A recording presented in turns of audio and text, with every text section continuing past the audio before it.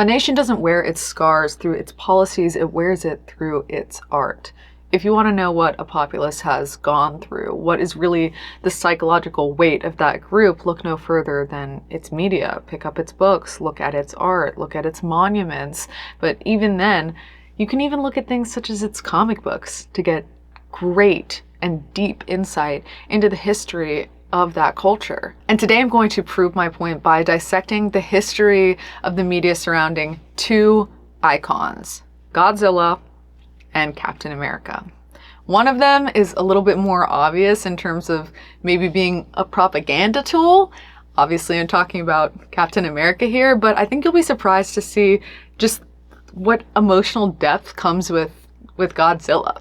I think it's very easy to look at something like Godzilla, and if you haven't really watched Godzilla or really gotten deep into the Godzilla lore, like the history of why and how and who made the original Godzilla film, it's easy to sort of dismiss it as like just sort of it's like King Kong, but a lizard.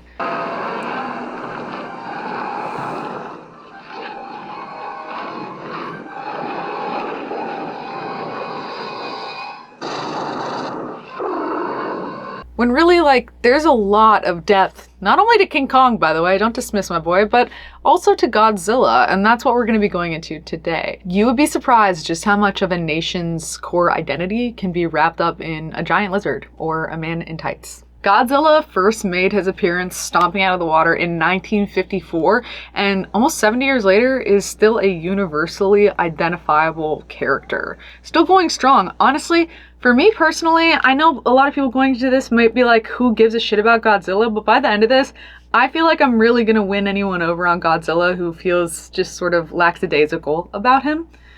Because Godzilla represents so much, not only to Japan, but like to anybody who loves history, and you'll see why. By the end of this video, you will see why there are currently 38 Godzilla films between the United States and Japan. Although 28 of them are made by Tomoyuki Tanaka, you're gonna see why he made so many of them, and you're also gonna be like, you know what? I'm glad that you did that. Tomoyuki is the guy who first came up with Godzilla, and it's actually really interesting when you know where that idea came from. Tomoyuki was born in Osaka in 1910, and that actually made him 44 years old by the time that he came up with Godzilla. And he came up with Godzilla on the heels of the Castle Bravo test. So what is the Castle Bravo test? At the time, the Castle Bravo test in 1954 was the largest nuclear test in United States history. It was supposed to be over the ocean. It was supposed to be, at a maximum, 6 megatrons in size, which is fucking insane already. That is so fucking massive. The reality ended up being that there was a huge miscalculation by the scientists on that team. Instead of being 6 megatrons, it was 15 megatrons. And because of that, it directly irradiated the Pacific Islands. All of the locals who were there were exposed to massive amounts of radiation because of this miscalculation, because of the sheer volume of this test. And obviously that has had massive ripple effects in that community. But in addition to that, there was actually a Japanese fishing vessel that was there, the Lucky Dragon number 5, and one of the members of the crew was actually killed on impact because they were told like, oh yeah, it's fine, like we're doing a test today, but you guys are far enough out, there's nothing to worry about, which ended up being completely untrue. It was devastating. It was a huge scandal at the time. A lot of people were very upset with the United States for being so just wrong, just miscalculating to such an insanely massive degree, and the fact that it had such an immediate effect on actual local populations. So while this had all been happening, Tomoyuki was actually in Indonesia and he was trying to work on a different project. It ended up falling through. And when he was flying back, he was flying over the ocean, he was thinking about the Castle Bravo test, and he was just like, wow, like, you know, 15 megatrons is so massive.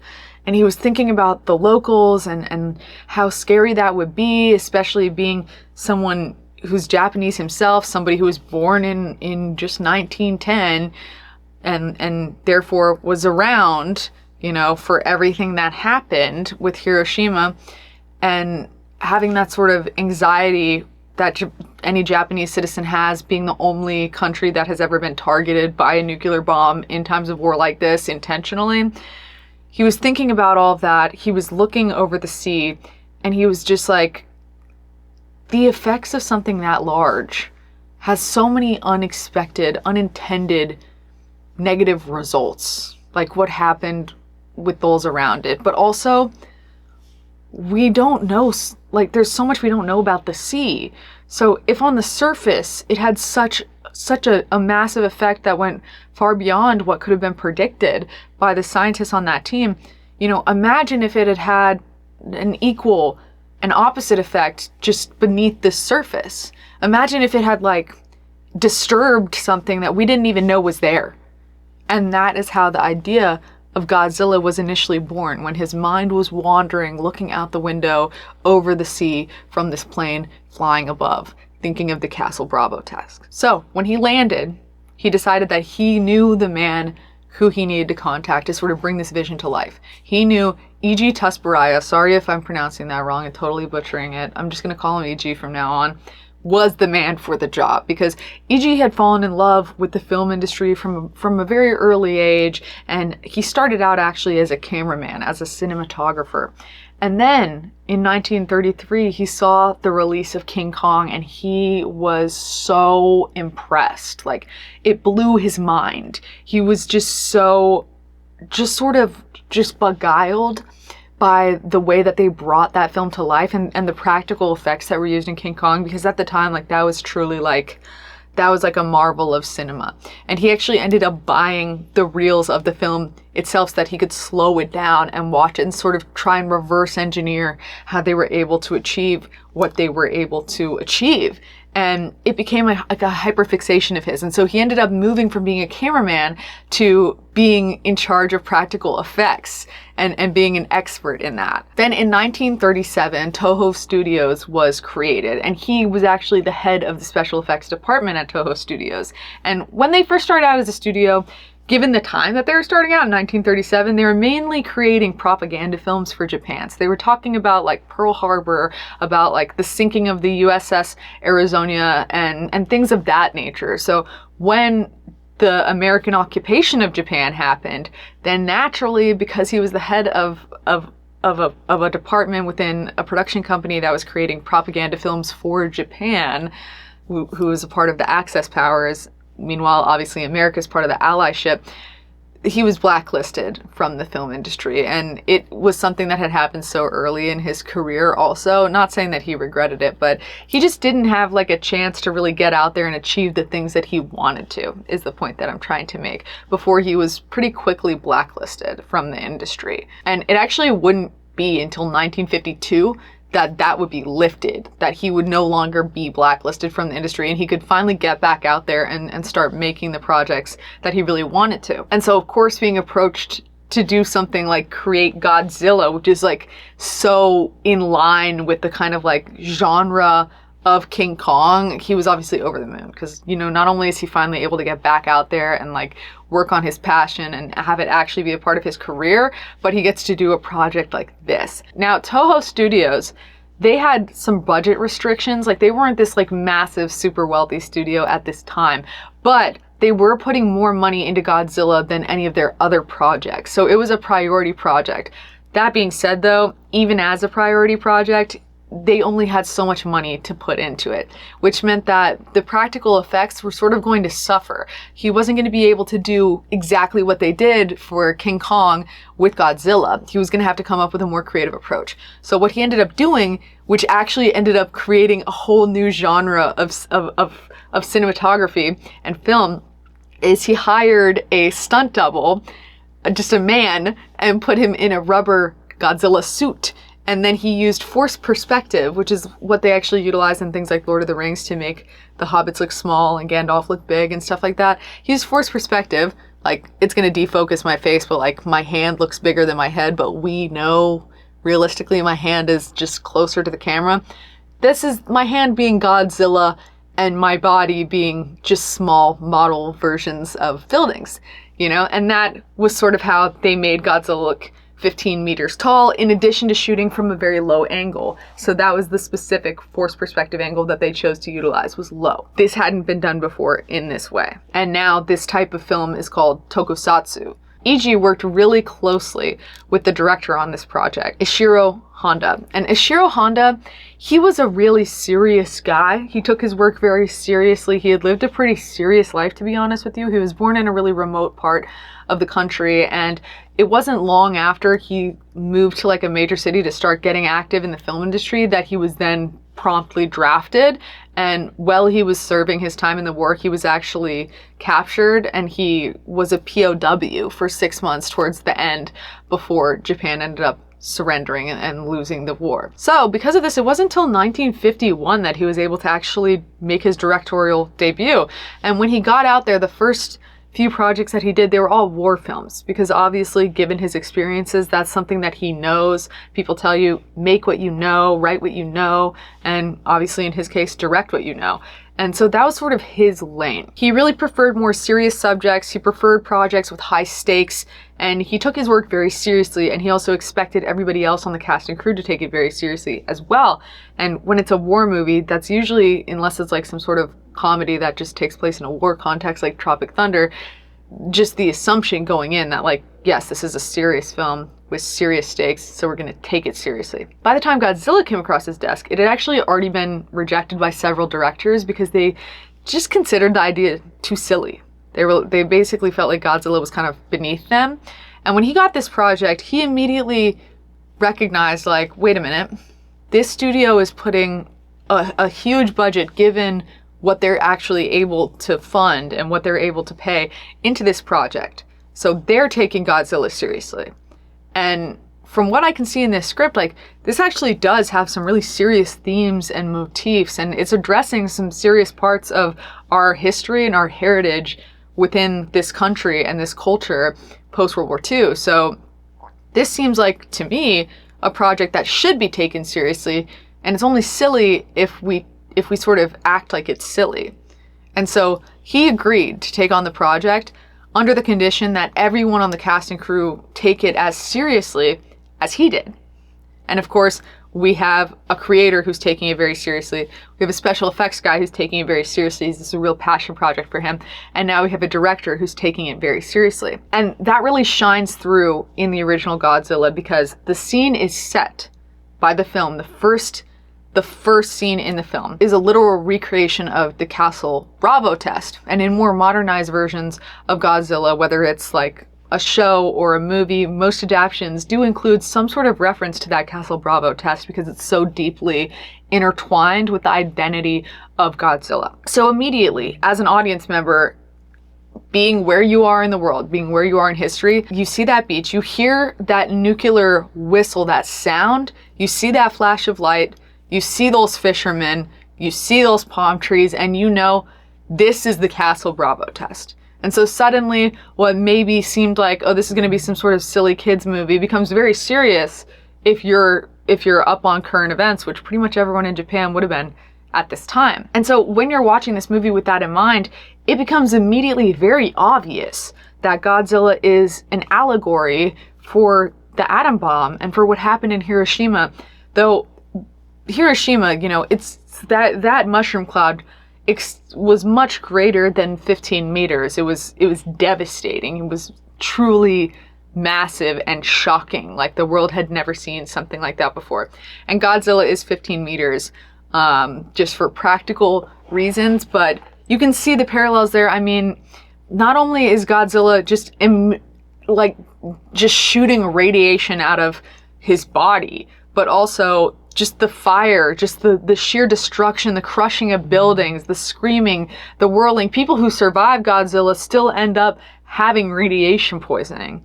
It's a part of the lore. It's woven deeply into the fabric of Godzilla as a piece of media, is that those who survive Godzilla's attacks still have to deal with all of this nuclear fallout. It's not just that this is some sort of giant creature that's wrecking the city.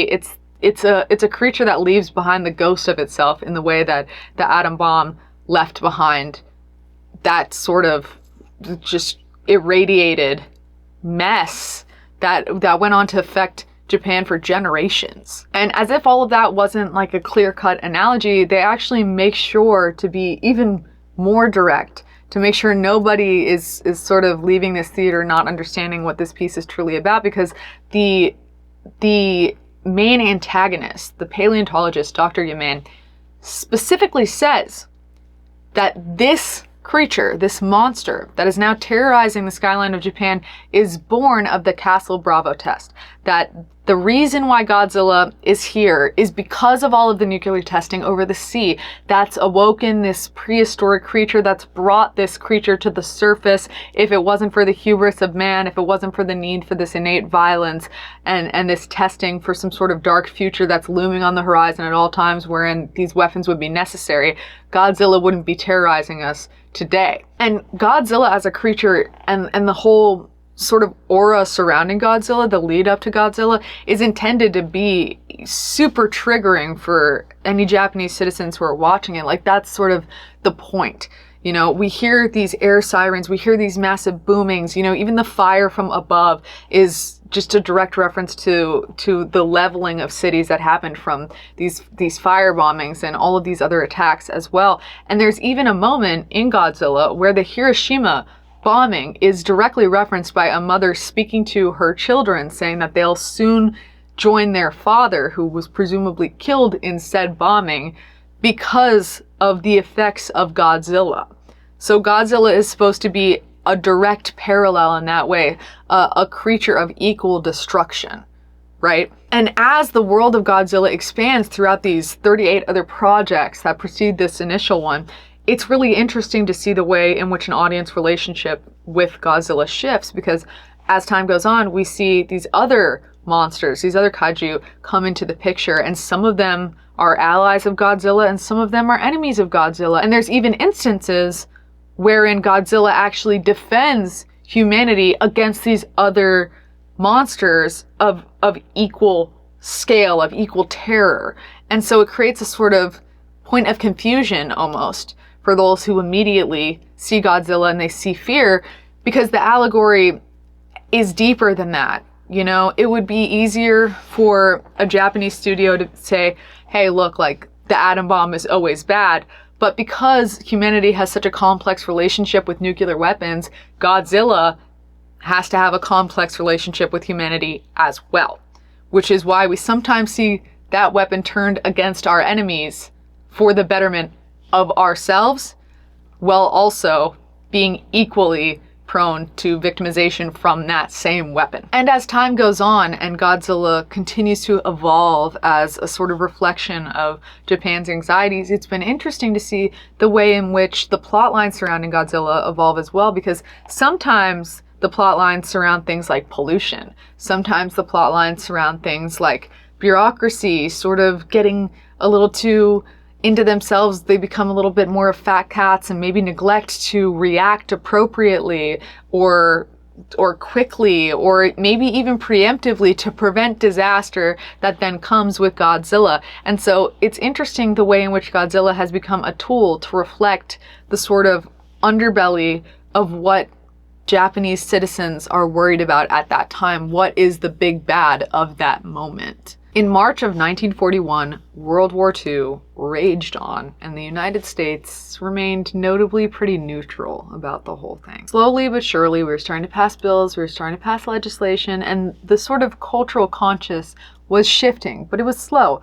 Actually, a lot of Americans were pretty much on the side of Hitler, to be completely honest. It's a part of our history that is sort of glossed over in a lot of courses, but actually Hitler was initially inspired by aristocrats from New York City's opinions on eugenics of the time. And because of that, there were a lot of people stateside who either secretly or not so secretly supported Hitler's ideals. But that year, something huge would happen that would end up shifting the perspective of many Americans on World War II, make them side with the allyship, and completely change their tune. And if you're thinking that thing is Pearl Harbor, you are mistaken. Because months before Pearl Harbor, Captain America hit the stands. And I cannot emphasize enough the massive impact that that had. the first issue of Captain America, before Marvel even existed. At this time, the comic book company was called Timely Comics still, okay? The first picture of Captain America that the world ever saw is him punching Adolf Hitler square in the jaw, covered in red, white, and blue. That image was so evocative. It caught eyes so immediately that it started just being yanked off the stands because people were like, whoa, what is that? And the first issue of Captain America would have such a massive impact on the cultural identity of Americans that before Pearl Harbor even happened, months before it even happened, there was a massive cultural shift in support for the allyship. And it became almost undeniable that Americans were for the Allies. And so by the time Pearl Harbor happened, then of course, America was all in on the war effort. But it is actually shocking, and it can't be overstated enough, the impact that Captain America had on the way that the war was perceived and our role in it as a country. Now, for those of you who don't know, Captain America's real name is actually Steve Rogers. That's his civilian name. And he wasn't always this big, strong, super hunky soldier type. He's known for being this really small, weak man who was actually rejected from enrolling in the military because he was seen as unfit. Because of this, and because like the deep, unwavering patriotism that Steve had inside, he agrees to be a part of an experimental program where the government is going to take these guys who normally wouldn't be great soldiers and turn them into super soldiers. And then they would have an army of super soldiers that could defeat the Nazis. But what ends up happening is Steve is the sole survivor. And then the Germans kill the scientists conducting the experiment, so he ends up being the only one. The tech is essentially like lost for a while. I mean, the universe is more complex than that in Marvel now, so like things come back. But the point is that like at the moment, it's just Steve. And so he comes out and he decides that he is going to just take up for America. He says in the first issue that he will gain the will and strength to safeguard our shores. That is his role as a superhero, to protect America from global terror. The terror at the time being Adolf Hitler.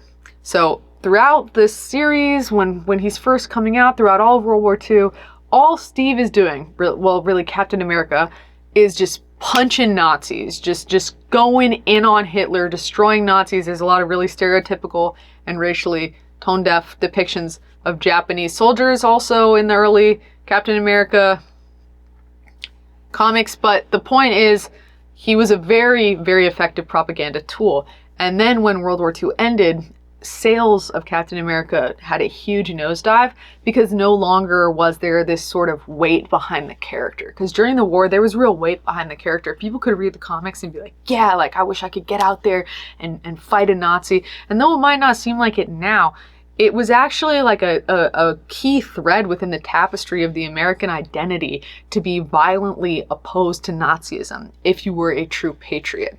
And although America was very lukewarm on their involvement in World War II initially, because we came in so hard, so fast, so strong, and really wrapped up the war, it became part of America's global branding to be fighting Nazis, you know, and that brand lasted for decades. And only now in the last couple decades are we starting to see sort of the dissolution of that brand.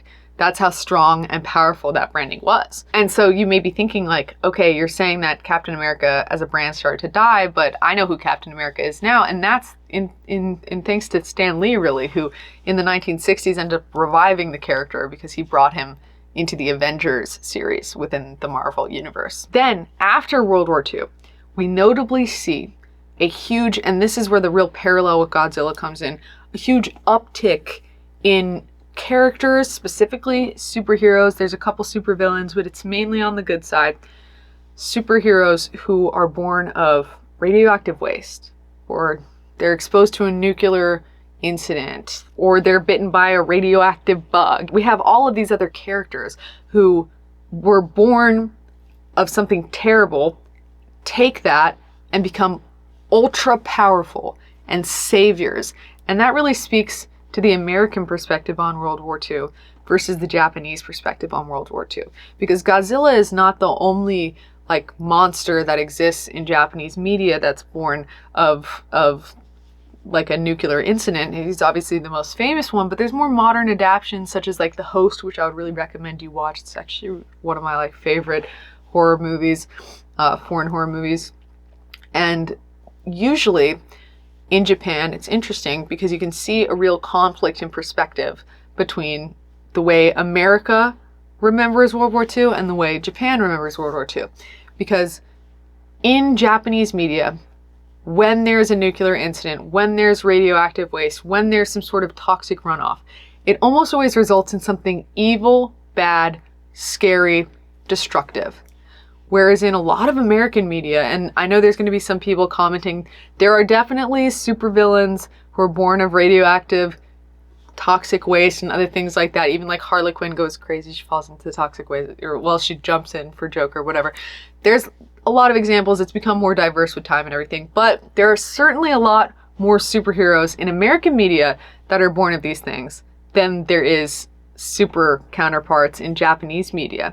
And that sort of speaks to the way in which we interacted with World War II, because from the American perspective, though this was something terrible, it was great and terrible.